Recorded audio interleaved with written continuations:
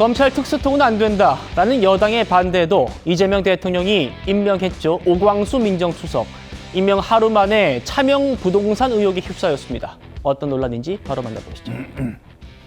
오광수 수석이 검찰에 재직할 때의 일입니다.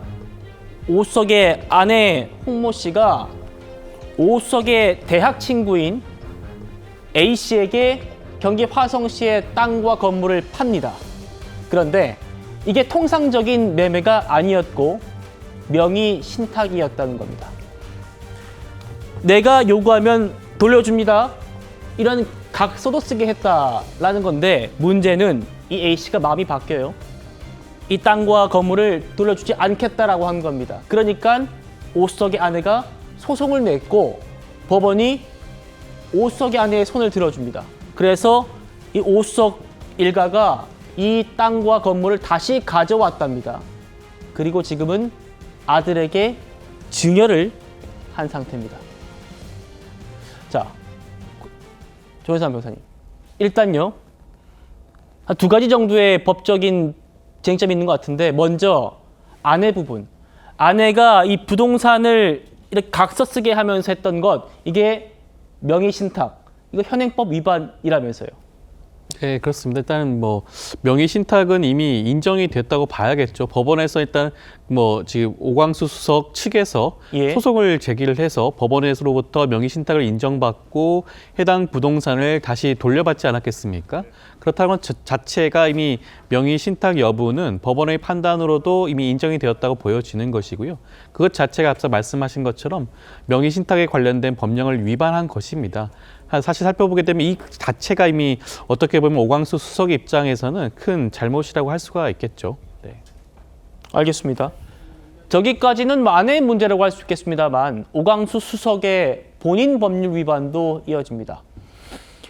오 수석이 검찰을 퇴직할 때까지요. 그 땅과 건물 재산 공개 목록에 한 번도 올리지 않은 겁니다. 구자영 변호사님, 이건 어떤 문제가 되는 겁니까? 이게 공직자 같은 경우에는 재산 신고를 해야 되거든요. 그게 앞에 거랑 같이 연관지어서 볼 게 우리 명의신탁이란 말이 너무 익숙하니까 그 심각성을 모르는데 이게 형사처벌 대상입니다. 부동산 실명법 위반이고 명의신탁자는 5년 이하의 징역에 처해지는 형사 범죄를 저지른 것이거든요. 그게 일단 확인이 되었다. 그리고 명의신탁을 받은 상대방이 부인의 지인이 아니라 오광수 수석의 친구예요. 그럼 오광수 수석은 명의신탁의 공범관계가 아닌가? 이런 생각이 들 수 있죠. 그리고 그 두 번째로 넘어온 게 명의신탁으로 지금 자신 가족의 명의에 이 재산이 빠져나가요. 그러니까 빠져나가니까 이 재산이 없는 것처럼 공직자 재산 신고를 할 때 이 재산을 숨깁니다. 단 한 번도 신고한 적이 없어요. 그러니까 이거는 공직자 윤리법상의 재산 신고에 대한 규정을 위반했다. 그러니까 위반 사항이 두 개가 문제가 되는데 이거에 대해서 이번에 인사검증에서 제대로 걸러지지 않고 민정수석이 되었다. 지금 인사 검증을 해야 되는 사람이 지금 이런 식으로 돼본 거거든요. 근데 또 지금 대통령실에서는 이거 언론 보고 알았다. 잘 몰랐었는데 뭐 오광수 수석이 그냥 언론에 해명한 걸로 가름하고자 한다. 이러고 그냥 끝이에요. 이게 지금 민정수석으로서 일할 수 있는 자격이 있는가? 이거 더 곱씹어봐야 되는 부분이라고 생각합니다. 재산 공개를 피하기 위해서 불법으로 재산 은닉한 것 아닌가라는 의혹까지 지금 나오고 있습니다. 지금까지 확인된 건 배우자의 명의신탁 문제이고 본인의 공직자 윤리법 위반 소지도 드러난 상황이죠. 오광수 수석은 바로 인정하고 사과했습니다. 과거에 잘못 생각한 부분이 있어서 부끄러운 일이다. 뒤돌아보면 나도 허물이 많다. 국정에 차질 없도록 뒷받침하겠다. 다음이요. 대통령실도 오광수 수석의 입장으로 가름하겠다. 라는 겁니다. 사과하면서도 앞으로 내가 열심히 일하겠다. 라는 취지죠. 김영주 의원님. 네. 대통령실과 오광수 수석의 해명을 보면 사실상 임명은 철회하지 않겠다라는 뜻으로 보입니다. 네. 어떻게 받아들이십니까?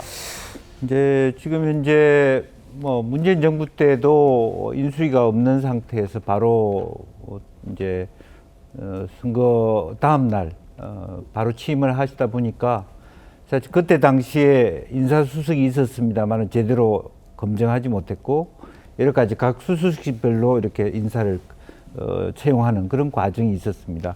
매우 불철저했다는 것이죠. 예. 아마 첫 번째 인사이기 때문에 이것은 대통령과 정승호 의원이 이 사람 확실하다는 그 어떤 구두적인 어떤 내부적 논의로서 검증 시스템을 통과하지 않고 이렇게 논의를 하다 보니까 이런 일이 벌어지게 됩니다.